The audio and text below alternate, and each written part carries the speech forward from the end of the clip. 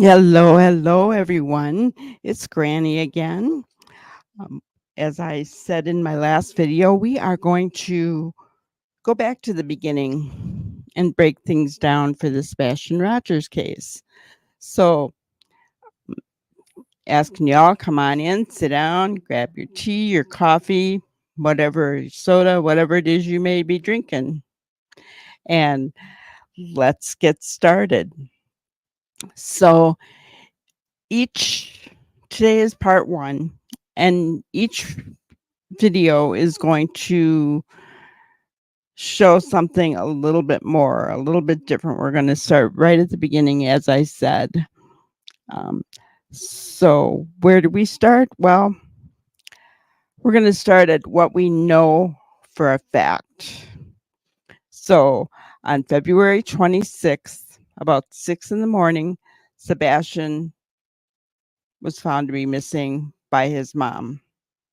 Katie got up, went into his room, could not find him. She then kind of quickly looked around the house and then called her husband. Um, He'd been told she went for a ride while she was on the call with her husband. Uh, and Chris Proudfoot evidently three-wayed the sheriff's department in. They did not call 911, and this call was made about 6:33 a.m. They said that Sebastian was last seen wearing black sweatpants with a white stripe, a black shirt that had a graphic on it.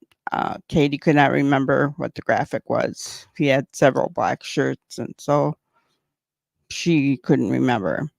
She said his glasses must have been on because she didn't find them anywhere. All of his shoes were accounted for. So that means that Sebastian left without any shoes on. And then he was also possibly carrying a small flashlight that he liked to play with. Okay. Now,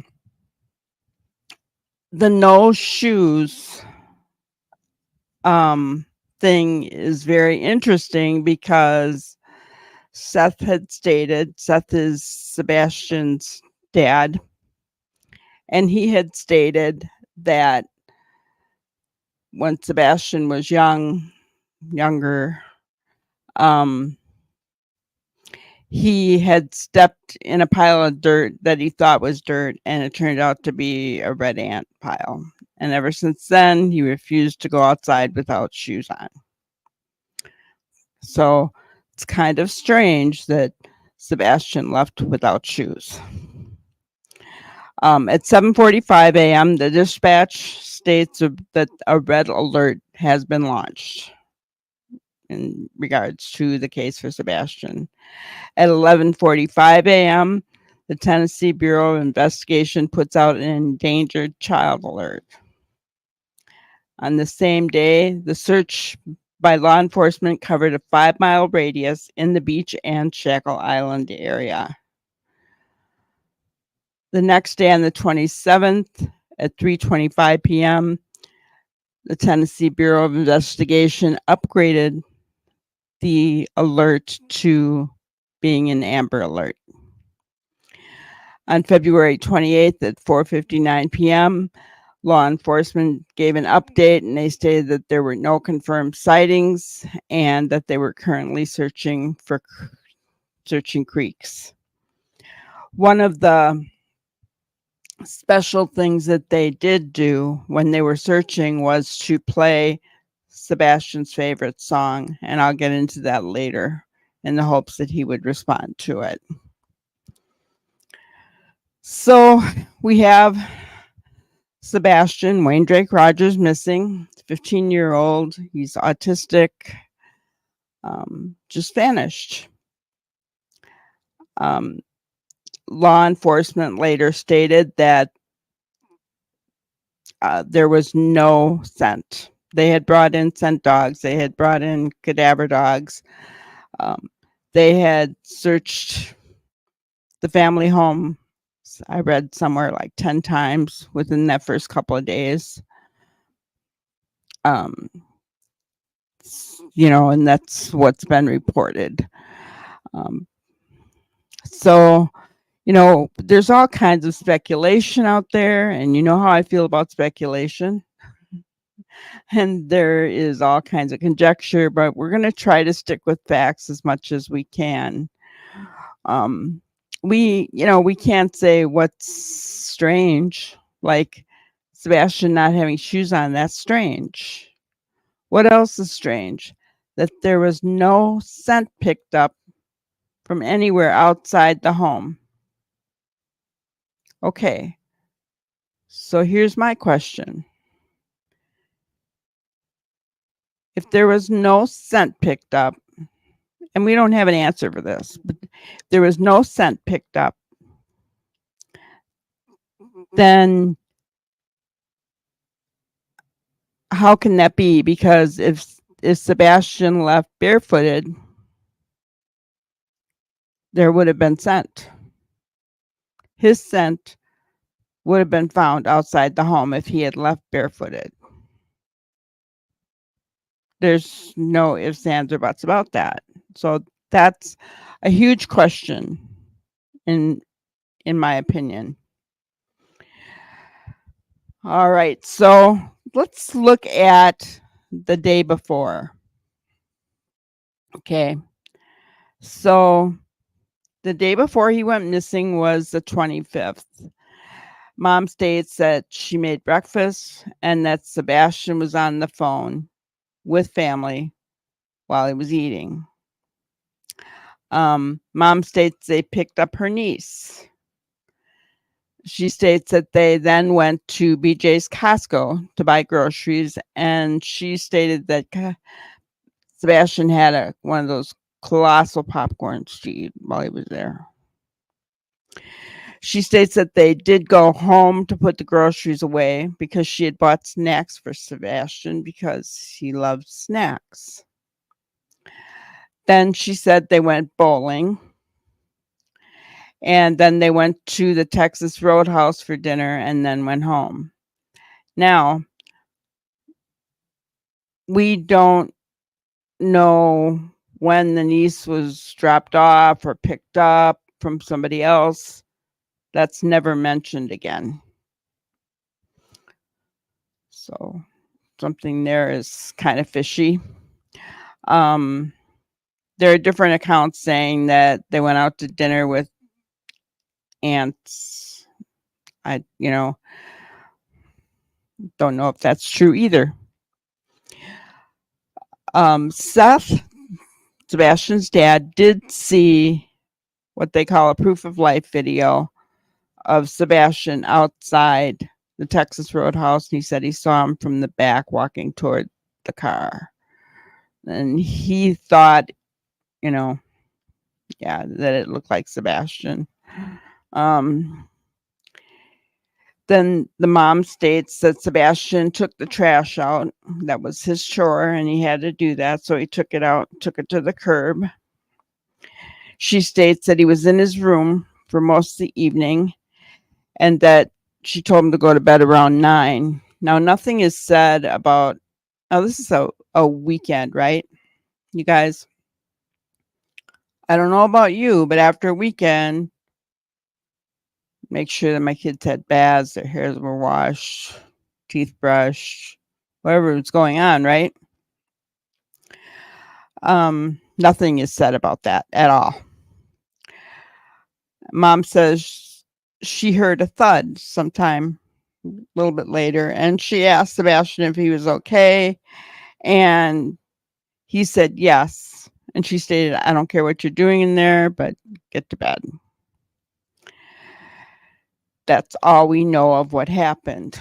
Now, Sebastian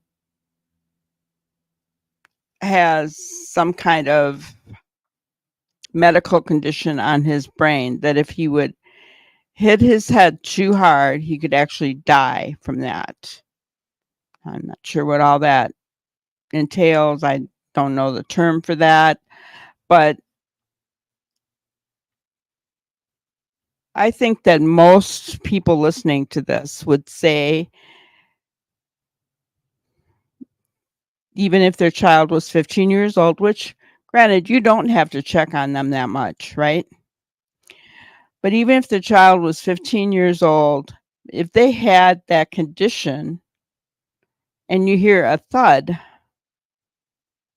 I'd just be going to check on him if it were me. I don't know about you, but I would be. She said she did not go and check on him. So that's another question I have is why? And what does that, I just have a feeling that that thud represents more than we can possibly know. My opinion, could be wrong. I'm not saying that mom caused it. I'm not saying anything like that. So let's talk a little bit about what we know about Sebastian. So he's 15 years old. He'll be 16 in December of 2024. He's dirty. He's a male with dirty blonde hair and brown eyes. He's 5'5". He weighs 110 pounds. He wears glasses. Doesn't like to be barefoot. His mom and stepdad say he has trouble making friends and he has trouble with social interactions, going as far as to say that he he doesn't realize when he gets too close to people. He's just right up in their face and doesn't understand boundaries. His favorite song that the searchers were playing when they were searching for him was Eye of the Tiger, and his favorite color is green. We also know that Sebastian was recently diagnosed as a high functioning autistic. So, what is autism? And specifically, what are the symptoms of a person that has high functioning autism? So, I looked it up in WebMD. So, people who are showing or exhibiting high functioning autism will have these symptoms. They have a hard time with social interaction and communication. Parents confirm that. They don't naturally read social cues and might find it difficult to make friends. I believe that that is exactly what mom and stepdad were saying as far as how Sebastian doesn't know boundaries. He just, is right up in people's faces.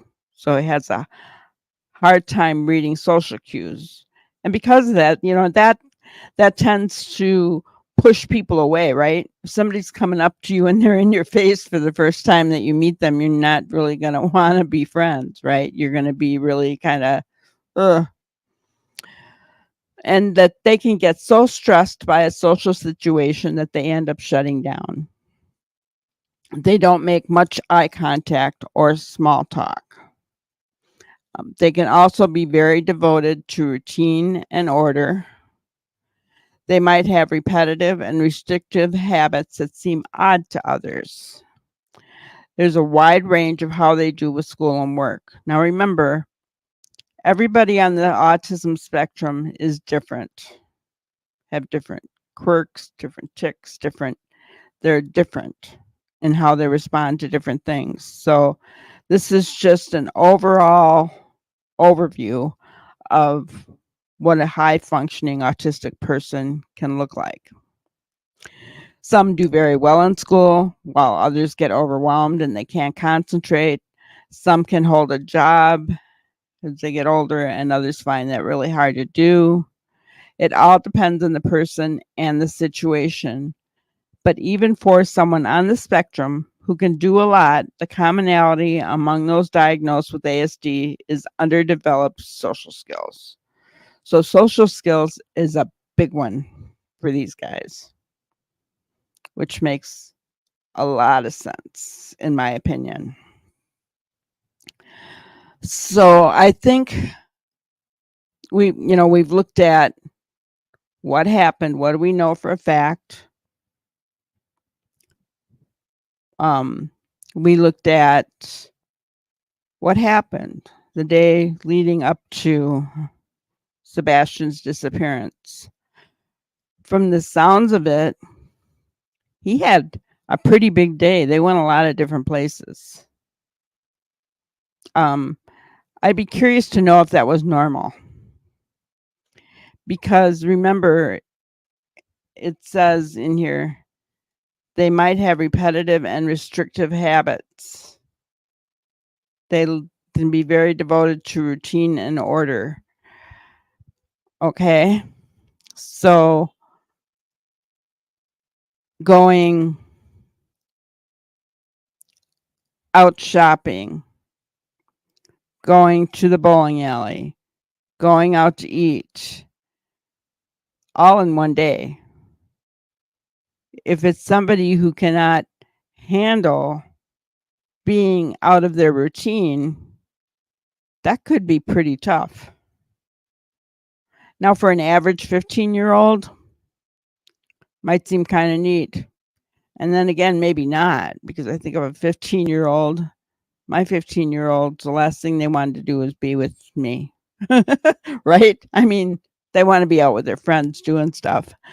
So I don't know. Any way you look at it, I think that it was probably not the norm for a typical weekend with Katie and Sebastian. We were also told in the beginning that stepdad was not home and hadn't been home since February 1st, something like that. And as we'll discuss down the road, we'll find out different things that are being said, which again, we're going to try to look at all the facts. We're going to look at, what the parents have said. And so our next video is going to be on actually looking at interviews from the parents. Hear it from their mouths as to what happened and what Sebastian is like, and things that they do with him. We're going to look at all that. So I want to thank you for being with me today. I know it was a short video, but that's what I'm going to keep them as right now. We're just going to look at a few things, and it'll be a series of videos all about Sebastian Rogers. But please do what you can. Light it up green. Do what you can to spread the word. Put it out on Facebook every day. TikTok, whatever social media that you like, put his face out there. Let's get Sebastian's name and face out there. That's the most important thing in this whole scenario, is we need to find Sebastian and we need to bring him home.